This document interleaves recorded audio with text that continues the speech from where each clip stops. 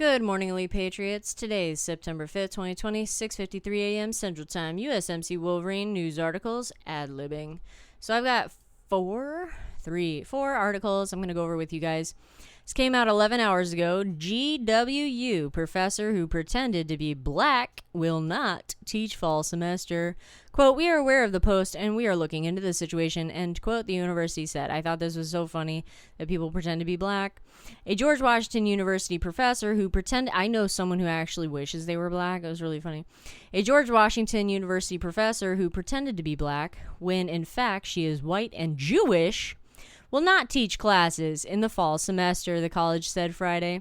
The university announced it will review actions of Jessica Krug, K-R-U-G,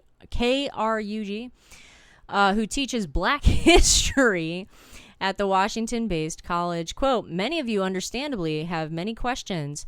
In the wake of the Medium post by GW facility member Jessica Krug, end quote, read an announcement from M. Brian Blake, the provost and executive vice president for economic affairs, and Paul Welbeck, dean of the Columbian College of Arts and Sciences. Quote, while the university reviews this situation, Dr. Kerr will not be teaching her classes this semester.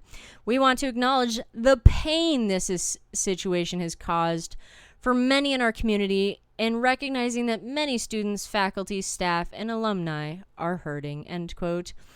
The school said it will develop alternatives for students enrolled in Kerr's classes. Oh, why do people do this? So funny. On Thursday, Krug wrote on a blog post on the Medium titled, quote, the truth and the anti-black violence of my lies, end quote, where she reveals her ethnicity.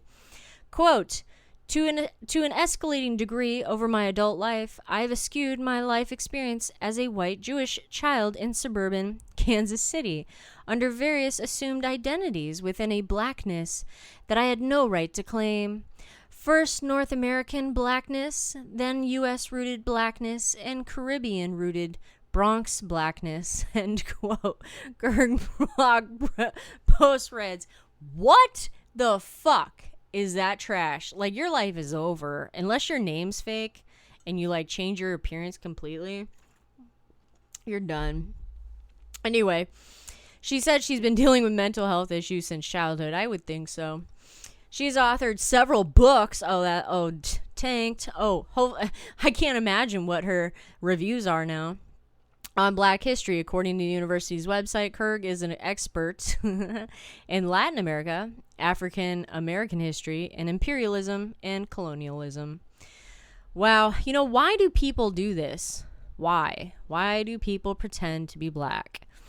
Especially since, you know, the blacks say that there's so much white privilege, and apparently being black, you don't have that privilege. So why would you pretend to be black and get rid of your white privilege? I don't understand, but I don't believe there's really white privilege to begin with.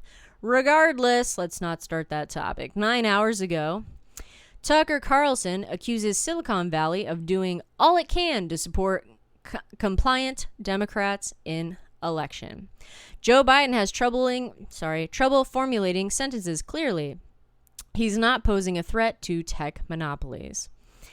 And I totally agree. Oh my God, all these fucking big tech companies, they need to be broken up, which actually I think this article might be talking about. But the censorship over the last couple months on all platforms, I heard my aunt is in, she calls it Facebook jail. I don't even know if that's like a term. For a month. I don't even know what the fuck she did. But like, how do you get banned for a month? Why wouldn't you just get kicked at that point? But she talks politics and says random stuff and runs her mouth. So, and she's conservative. But I mean, like, same thing with the AI on Twitter is catching weird stuff. So you have to be very careful and cautious of how you word stuff. Like, someone recently that I know got banned from Twitter for a while saying, you don't deserve to live in America. That I knew exactly why they got banned. It's because you do not deserve to live. That's exactly what the AR picked up. You have to say, you do not deserve to be in America. You have to say shit like that. Anyway, and Silicon Valley is doing all it can, I think I read that, to help Democrats defeat Republicans in the fall elections, news host Tucker Carlson said on Friday. Quote, Silicon Valley is doing all it can to help the Biden-Harris ticket, and this is just the beginning.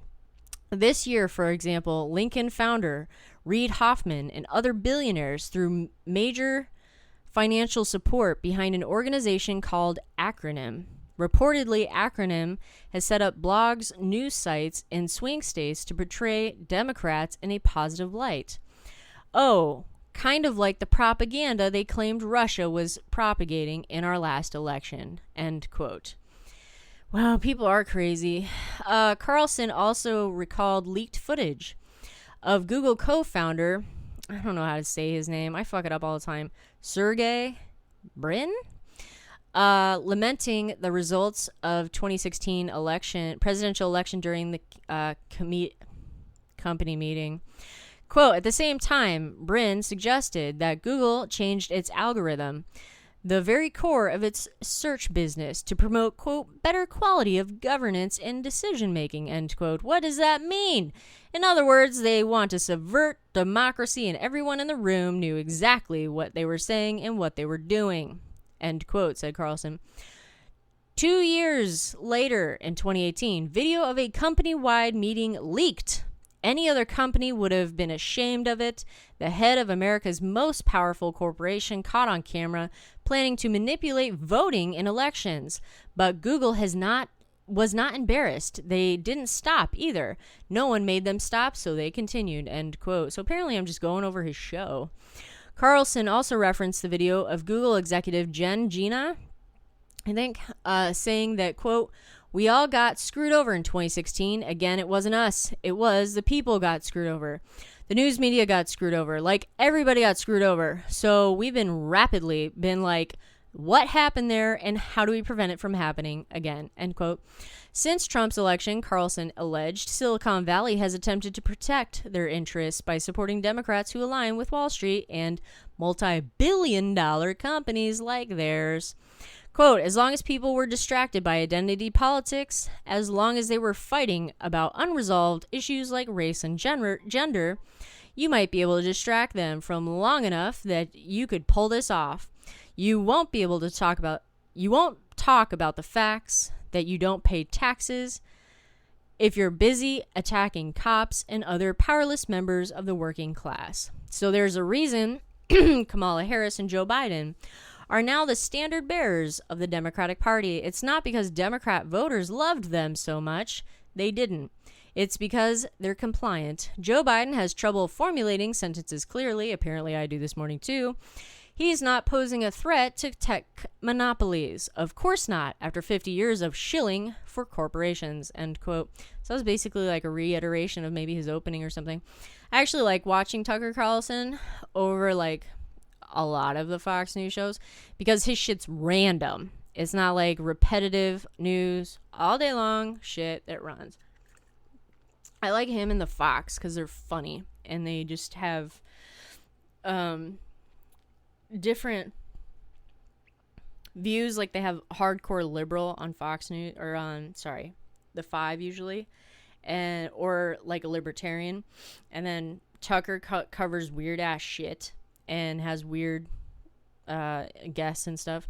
I don't know, those two shows just kind of intrigue me. So anyway, this intrigued me too. 8 hours ago, ex-acting AG Whitaker calls on DOJ to probe insidious influence of big tech on democracy. Quote, our democracy can probably not stand this for another election, end quote, Whitaker tells Fox News. Former acting Attorney General Matthew Whitaker told Tucker Carlson Friday that he believes the Justice Department is, quote, going to get to the bottom of the insidious, really censorship of mostly conservative voices on social media, end quote. I quote, I think the Department of Justice has been looking at this issue. And I also believe that because of the way the algorithms that Facebook and Twitter and the like are used to provide your news feed, I think that could be viewed and may be viewed by this Justice Department as a campaign contribution, an illegal campaign contribution that ultimately I think they will step in and take action, end quote. That's an interesting view. I guess I'd have to look up what campaign contributions would be in the U.S. code to even justify that sentence. Earlier in the segment, host Tucker Carlson accused Twitter of practicing, quote, election interference far more profoundly than anything Russia ever did, end quote, in May by putting a warning label on one of Trump's tweets opposing nationwide mail-in voting. I cannot believe Twitter did that shit. Quote, it's really not even a question of trying to get Trump reelected or helping Joe Biden, Carlson told Whitaker. I think the implications are far more profound and long-lasting than that. Google single-handedly can erode any public confidence in the democracy. And I just wonder if people in the Justice Department see this problem in these terms, end quote. Quote, I think they do, Whitaker said. And I think that's excuse me. And I think what is also happening among these companies, Facebook in particular, is they have so much data on their individual users that they essentially manipulate what you see, how you see it. And therefore, based on Facebook loop that is provided, they can try to influence you, use a product, or vote for a candidate. It's really, again, insidious. I think the Department of Justice has to act because our democracy can probably not stand this for another election cycle, end quote. I think absolutely somehow they need to step in with this stuff, whether it's Congress breaks them up as monopolies or... Oh, here's an idea. Why don't you put them under Title II and make them publishers instead of platforms that they are? They're sharing media networks. Bullshit. If you are going to put a warning label on one of Trump's tweets, that is a publisher, okay? Publisher. They fuck themselves. That's an example of fucking themselves. And then putting labels on, if you noticed, on government accounts, if you follow them, like I follow the State Department, they now have near their handle, it has a little flag or something that says government account. Yet, Trump's account does not. So it's a personal account. And that's actually coming up in a court case about him blocking people because Twitter said he can't block people because he is it's a First Amendment, public forum is actually the term, legal term they're using. It's a public forum and he can't block people from knowing the news and stuff. But they didn't label his shit as a government thing. And he puts his opinion out there about all kinds of random shit. So good luck in court, you assholes. Moving on. Last article. Rep. Debbie Wasserman Schultz, such a brilliant woman, says she was blocked from touring a... Okay. I'm starting to get crazy here.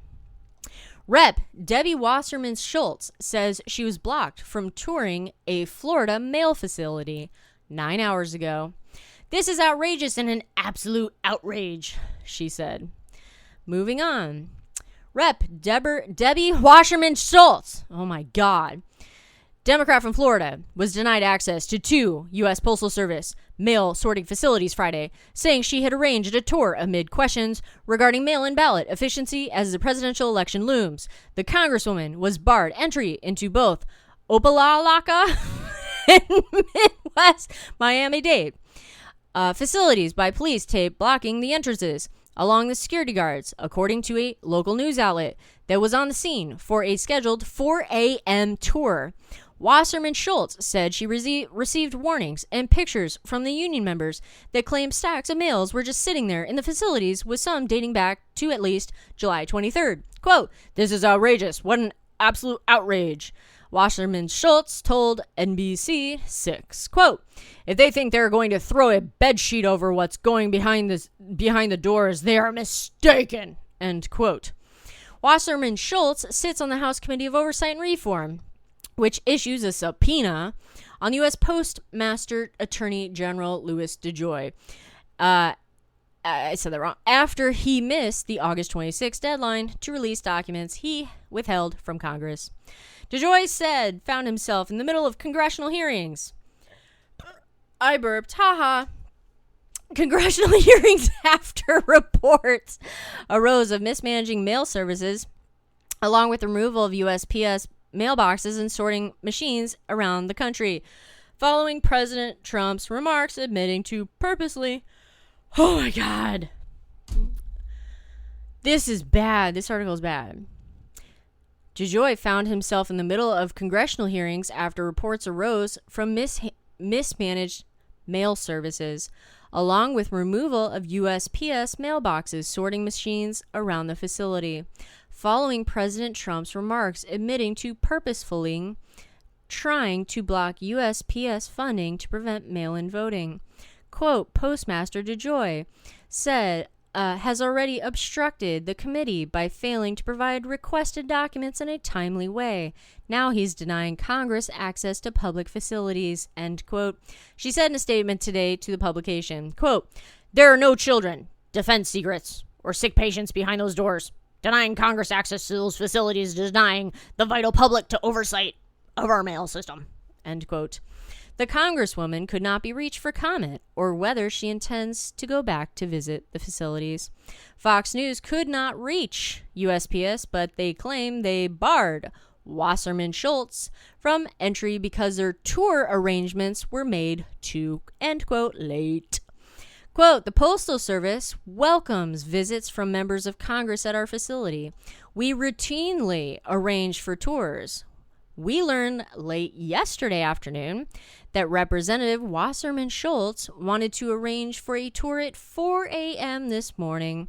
We spoke with her staff to explain that we were unable to set up a tour for such short notice, but would be happy to accommodate her at another time, end quote, said Deborah Futterly, a USPS spokesman, said in a statement provided to NBC6. These Democrats are nut jobs, man.